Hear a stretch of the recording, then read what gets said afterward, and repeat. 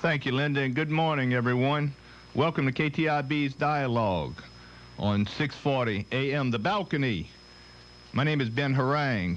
I'm sitting in for Gene Richard. Gene's out of town today on a retreat, so he asked me to fill in for him. So here I am with Mr. Gibbens Robichaux. Good morning, Mr. Good morning, Gibbens. Ben. How you doing? I'm doing terrific. I can't believe you got up this early, huh? And you had a key. I found you walking around outside. I thought maybe we were locked out. One time we got locked out. I don't think we got locked out today. No.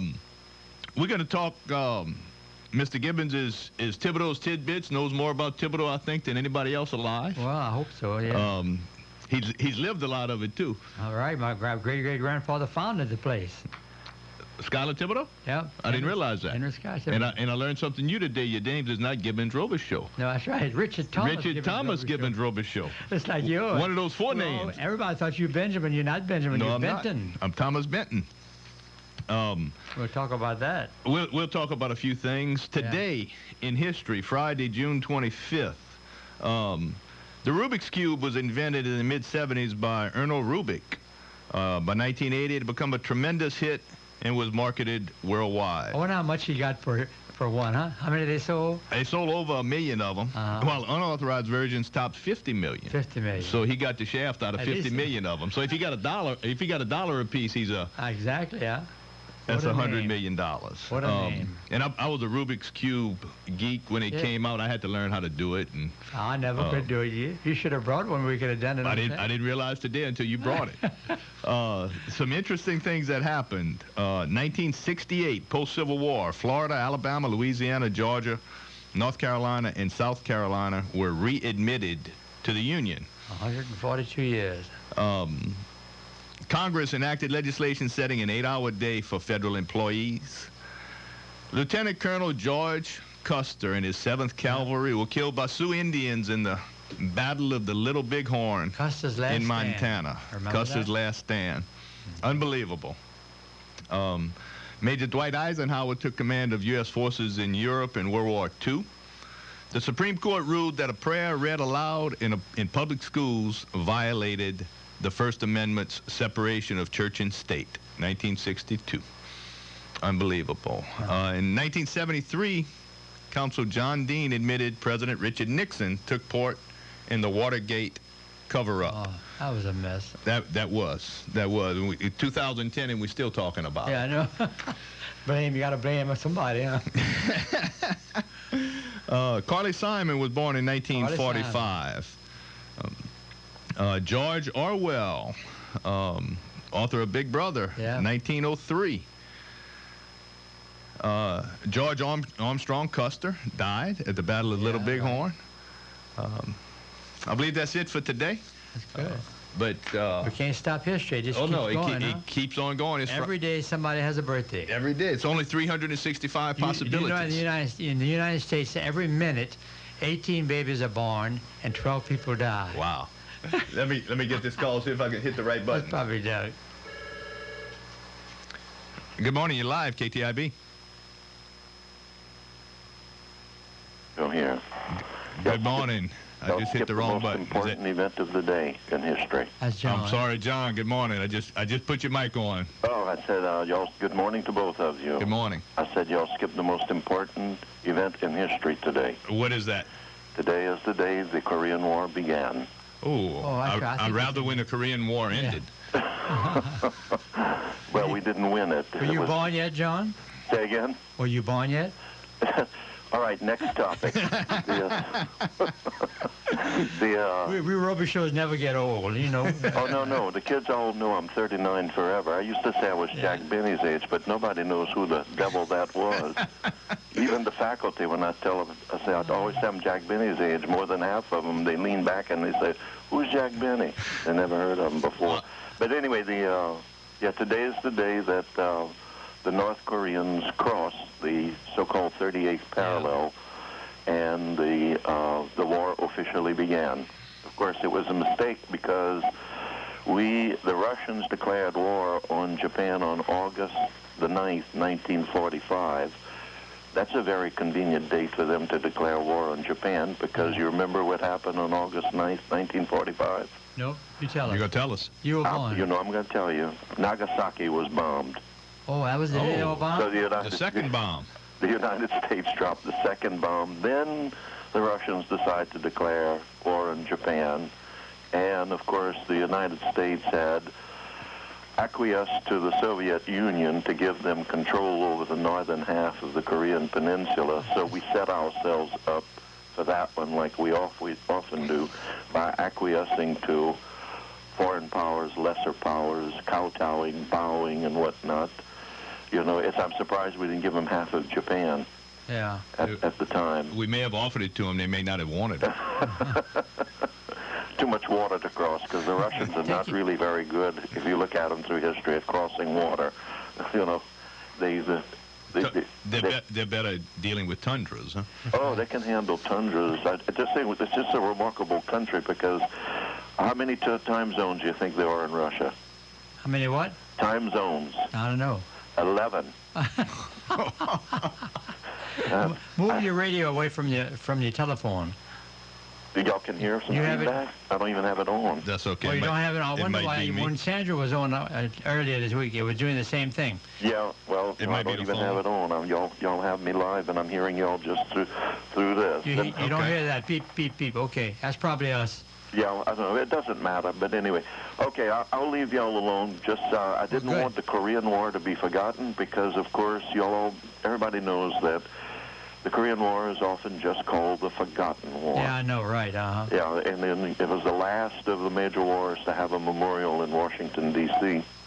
And there's also, I was looking at the news this morning of a talk of a Korean War museum, which is kind of interesting because it took this long to get a World War II museum. We do not have a Vietnam War museum. Uh-huh. We don't have a Korean War museum. Right. So, you know, it goes on and on and on. To me, the one in the audience should have just been called a war museum. They shouldn't have specified World War II. Well, that would have made it really, really used. We have, in essence, lots of military museums, and they're really, really, really fine. I think one of the better ones would be the Naval Aviation Museum in Pensacola, the Naval Air Station. Oh, yeah? If you've never been there. I haven't been there, yeah. You have been there? No, I haven't been there. Oh, my goodness, do yourself a favor. I don't want to go to Pensacola. I was going to go swimming, but I'm not going there. Well, no, now you can go. Instead of swimming, you can go to the... It's an unbelievable museum, totally free. You drive right onto the base. You just park. It's huge. It's a relatively new building. They have an old building set up there. It's phenomenal, the size of it. But we have lots of them all over. Warner Robins, the Air Force is a museum there. And, you know, even if you only spend a few minutes, you don't have to be really I'm not into military equipment. No. I'm more into the history of the other parts of the military. But that's extremely worthwhile to see. Whether, you know, in New Orleans, they've kind of made a little bit of a mistake because, and that was part Stephen Ambrose's fault, I guess, in a way. May he rest in peace, was to turn it into a specific event, D-Day, when the war deserved a much broader coverage. And so, hasn't it been changed to the World War II Museum from D-Day, though? It is the World War II Museum. Oh, it is. Yeah. But it's not just limited to D-Day any longer. Oh, no. And it'll expand even more and more and more and more than what it is. They have much grander plans for this place.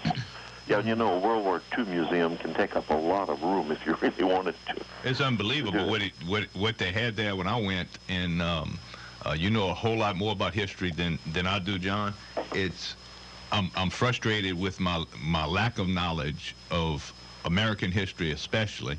But the World War II Museum, or D-Day Museum at the time when I went, was just amazing to me. Yeah. What those young men went through. Absolutely. And then they came home and led a fairly normal, productive life when they came back and assimilated back into society. Right. Put it behind you and keep on going. That is the most remarkable thing to me, to go through what they went through and then come back. How many we lost in that war, too?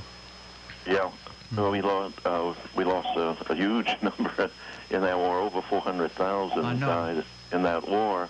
You know, my father was a POW in Germany, and when we were growing up, he never really talked about that at all.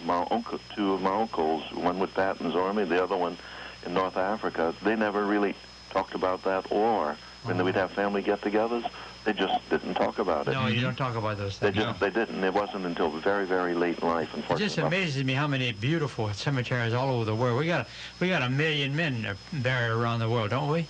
We have 125,000 buried in foreign cemeteries. 125,000. Yeah, the largest one being in Manila with 17,000. Yeah. And we have some very small ones, but most of them in France, of course, because they include World War I and World War II deaths in those two places. And I'm reading a very, very gruesome book, which I do not recommend to the public at all. We won't do that. It's called Soldier Dead, and it's about how we handle our war dead from the Civil War all the way to now in Iraq. And it has photographs in it that the general public should never, ever see, really. They're fairly gruesome, but it's a very specified book. I don't think you're going to find it on the shelves at Books A Million or Cherry Books or whatnot, but I'm sure Woody could get it for you if you want. It's a little detailed and tedious, but it makes you understand, you know, the sacrifice, not only that our war dead made, but our attempt to recover every single body in every possible way. I know. In one escapade where they went out to recover bodies, they recovered 2 bodies and 300 body parts. Various and sundry. So it shows you that some of these battles was so pitched that there was hardly anything left of humans to handle. John, do you have any insight into the headstones that they found in a creek near Arlington Cemetery? Arlington Cemetery, okay.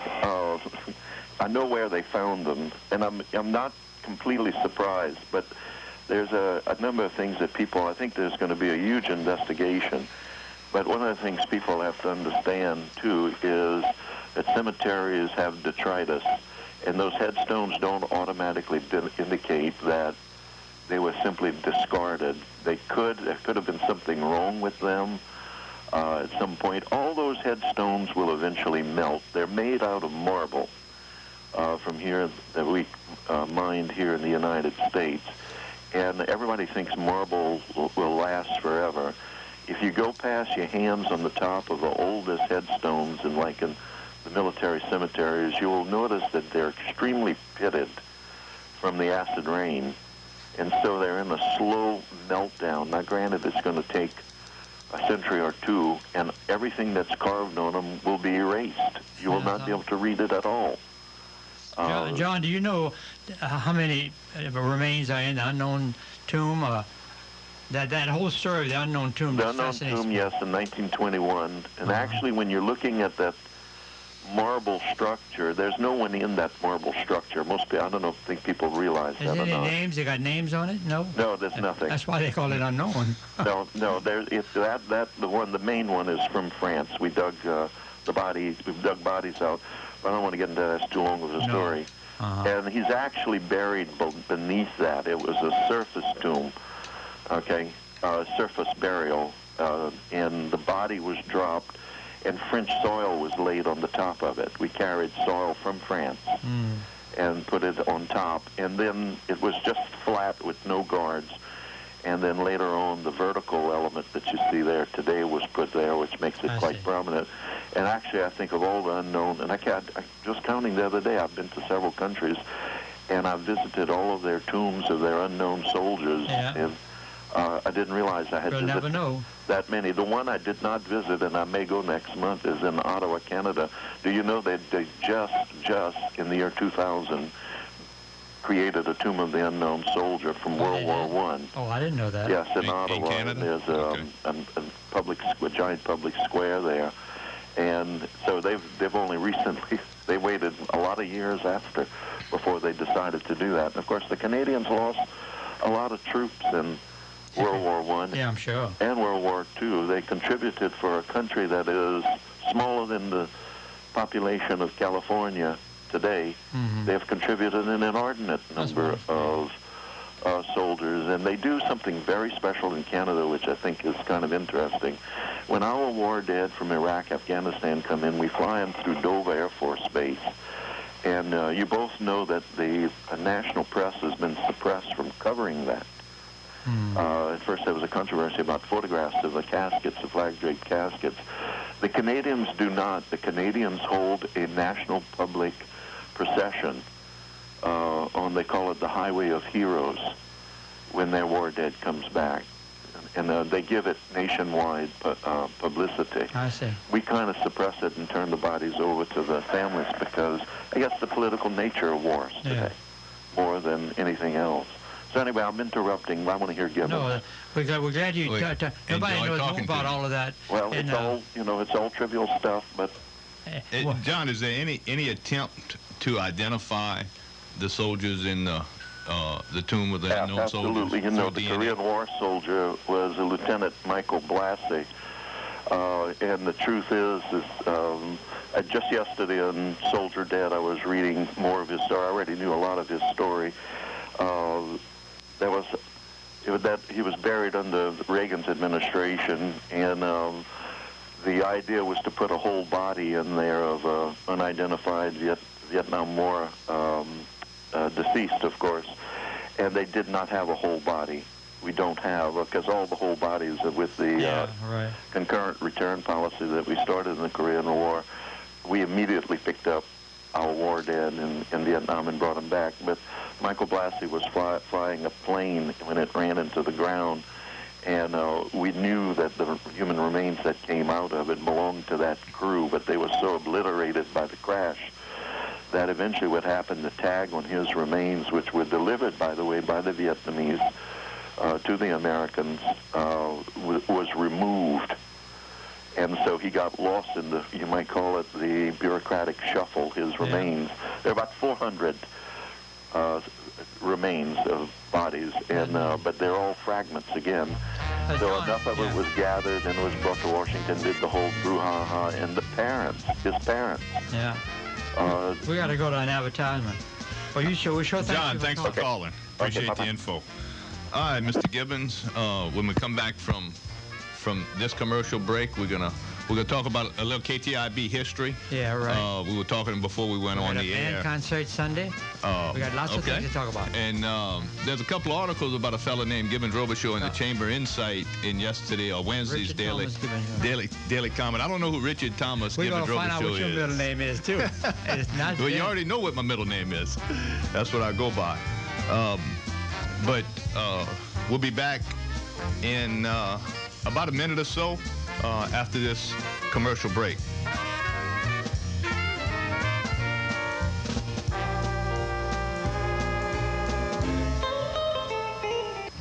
A&G Refrigeration is your authorized carrier dealer in Thibodaux. Right now, A&G Refrigeration is offering a special service agreement on your home air conditioning for only $165. It's your summer insurance policy on your air conditioning unit. The service agreement includes priority emergency service during business hours, no overtime rate on labor for repairs, a 15% discount on all replacement parts, and includes a spring clean and check of your unit. The professionals at A&G Refrigeration will clean and check the condensing coil, filter, electrical components, operating pressure, and clean the drain to make sure your air conditioning is ready for another summer. Don't take a chance of your air conditioning fizzling out when it's sizzling out this summer. Call the experts today at A&G Refrigeration for all the details. A&G Refrigeration, your authorized carrier dealer in Thibodaux. Call 446-6256. That's 446-6256. Do you suffer with chronic neck or back pain? Now you can put that pain behind you. The Spine Center of Thibodaux Regional, the region's only comprehensive spine center, provides a unique approach that ensures you get the right care from the right providers at the right time. From diagnosis to proper treatment options, the Spine Center of Thibodaux Regional will put you on the path back to your normal routine. No referral needed. Thibodaux Regional, the hospital recognized for quality care and patient satisfaction.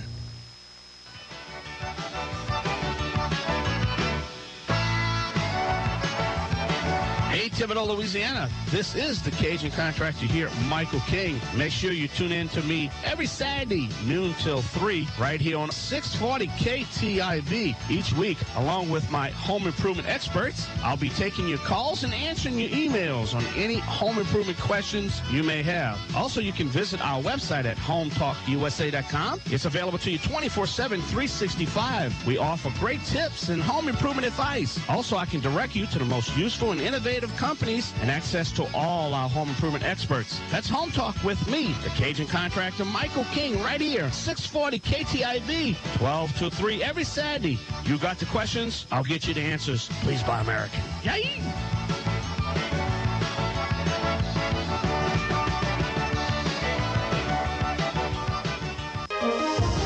Now back to Dialogue. Your comments and questions are welcome by calling the studio lines at 985-447-6409. Here's your host, Jean Richard. Thank you, Linda, and welcome back to KTIB Dialogue, KTIB 640 AM, The Balcony. Let's see who's on the phone.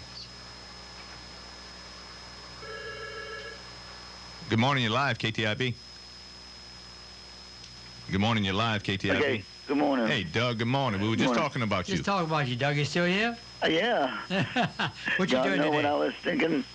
What They you, had a game yesterday. who played? The Cubs and the they were playing the Giants. And the And that Astros game won. went through 13 innings. And the Cubbies won or lost? Yeah, they won. Yeah, in the 13th. 3-2. Well, good. Good. You're a Cubbies fan, Doug? Yeah, I am. But that game went to 13 innings, so. Let me know when you go to Did the you World watch the whole Series up thing? there. Huh? Let me know when you go to the World Series in Chicago, yeah? Okay. I'll let y'all know. But that game went to 13. The guys said it on the game last night. Uh-huh. It went through 13 innings. All right. Okay, because All that's right, what I Doug. was trying to bring up to y'all. You going to work today? Yeah. Okay, have a good day. Yeah. Okay. All right, Doug. Thanks. Bye. I watched the end of the College World Series last night. I went 12 innings also. That's somebody. Okay, we got another call. Good morning, you're live, KTIB. Well, good morning. Good morning. Morning. I knew John couldn't help calling in because he another has, you know, Robichaux? what's that? Another Robichaux? Yeah, We're being overrun by Robichaux this yeah. morning. Well, yeah, you're right. because he knows so much about history, and He sure does. everybody I know, when we listen to him, also learns a lot of history. And he has. I've gotten used to visiting cemeteries too, because you learn so much and how many soldiers died, and when they were born, when they died, and their names, and so on. But I want to talk about the history of Richard Thomas Gibbens Robichaux. Oh, Very often I read about Gibbons in the that was paper. all in the paper yesterday. And yes, I read it. And it gave my age. I gave my age. I know. I'm too young to have You don't known you believe when that, you were huh? growing up. But as I said, I've read a lot of articles, and I've come to know just about everything that's in each article, because they often say the same thing. But I'd like to know Gibbons from way back. You said you played for 50 weddings, 500 weddings. 500 weddings. And I want to know, I know you did a lot of them for free in lots of family weddings. You didn't charge people because that's the kind of person you are. That's right. But I'd like to know from way back, and I know you remember, what was your fee to play for a wedding? When I first started, Right. $30 at church and $60 at the reception. So it was $30? Yeah, so I made $100. I spent about 4 hours up there, Well, and what has it gotten to today? Today, 100, You have an idea? 150. I think 50? 150. 150? Do you play any weddings? Huh? Had you No. retired completely? I probably, when Ben gets married again, I'm going to pay for his for nothing. Well, you played for my And first one Sandra, 29 and a I know, half yeah, years I ago know, it's so in fun. Vacherie. Well, Gibbons, how are you That was going a to play road for the trip. wedding and not be seen in church? I don't know. They'll think you're sick or something. I used to wave to them when they'd leave me. I was upstairs. No, I couldn't. Yes, I I was know. playing organ. I couldn't wave. So But one 150. time I played for a wedding in Donaldsonville with 25 bridesmaids. Yeah, I think you told me that. Yeah, I told you 25 bridesmaids. I played. And one time we had a 45-minute delay on a wedding at St. Joseph's because they forgot the ring. Oh, yeah. And I had to go back to way down to buy a Raceland or somewhere to get the ring. Well, with 25 bridesmaids, you able to play the Pachelbel canon at least twice. I know you've been to many. You sang for many of them too, huh? Oh, yes, that's how I And your met sisters, you you in and your sisters. 1970 when I sang for Marie Molison's wedding. And I understand that some guy got you a job as a choir director at St. Joseph's? What year was- yeah, some guy. Was that in the last century? I wonder who that was. I don't know. How many years were you up there? That was marvelous. I think it was I think it was in 1972. Yes, it wasn't long seven. after I Yes. moved to Thibodeau. Just till 1998. I think that was 25 years or something like that. Uh-huh. But it was wonderful years. That's right. it Wonderful sure was. years. In fact, I'm going to send to you in the mail something that Johnny Hoffman wrote when we had the Best Butt Awards, Uh-huh. because the men stood in the back and the women stood in the front. And one time, I reversed that and put the women in the back and the men in the front, and they just missed out on the butts. Okay. Thank you for a tidbit. All right, Sandra. Okay, thank Thanks you. for Bye. calling. Have a good day. Bye. While we're talking about music, I want to remind everybody that we have the By Community Band is playing Sunday afternoon, starting at 2:30. The saxophone quartet starts at 2:30. Then we have 2 choirs. We have 2 bands. It'll be 6 o'clock before it's over, but it's going to be fun. It's Where is all that? free at the Harang Harang Auditorium? Auditorium. Okay, let's see who this is. Good morning, you're live, KTIB. Good morning. Morning. I was given a tour of St. Joseph's Church one day to a French group, and unknowing to us, there was a gentleman in the choir loft. Yeah. And when he found out who I was giving the tour for, he played the national anthem, the French national anthem. Yeah. And most of the French people just started crying because he played it so beautiful. I can only imagine I wonder who that may was. have You been. know who that was, huh? It was an older gentleman. That's all I know. I know, but you know- Richard Thomas Gibbens Robichaux, maybe? Maybe so. Maybe so. well, I played it in French too. That's right. Yeah, it was. Thank you for calling. That's mighty nice. Okay. Have a good one, thanks. You too. I played when the Thibodeau High School band was getting ready to go to Europe. I played for them at church. They surprised them, and they wanted me to dress like John Philip Sousa. Let's see who this is. We got a lot of. Good morning, you're live, KTIB. Unfortunately, I've been unable to listen to your whole program. Okay. But I definitely want to hit on one of his talents that he used, and that was to teach the organ, so that the piano and the organ, so that people could continue the talent throughout. Because if it wouldn't be for him, some of us wouldn't be playing in church as of this morning. So we definitely want to acknowledge No doubt he's talented. his efforts in teaching. Yes. Unfortunately, I was one of them, and he didn't teach. Yeah. And if he had tried, he probably would not have been successful. He might have quit then. And Ben didn't invite me on his honeymoon either. I He played. didn't either. No, I didn't either, Mr. Gibbons, I have You're to so say. sweet. Thank you for calling. Okay, have a good day. You too. Bye. It's been a long time since I first went up there. I remember I was working for the welfare department, and Father Boudreaux called me. Father Boudreaux. Yeah. I was an altar boy with him. I was working at the welfare department on adoptions only 2.5 days a week. So I decided to go with there. $75 a week. And I played, they had Requiem High Masses in the morning, sometimes 8 a week. Wow. You had to sing Requiem High Masses in Latin. Did you sing too? In Latin, sure. Okay. One time the singer didn't show up. Monsignor Amity says, "Who is that singing of that?" I did the song and said, rather than disappoint him, I sang. He said, "You're not bad at all. I never had sung for a wedding. I don't have a good voice, you know." Golly. Well, you sure touched a lot of people in your times up in the loft. Yeah. Well, playing the organ. Well, maybe that's some calling now for Let's my see who that honeymoon. is.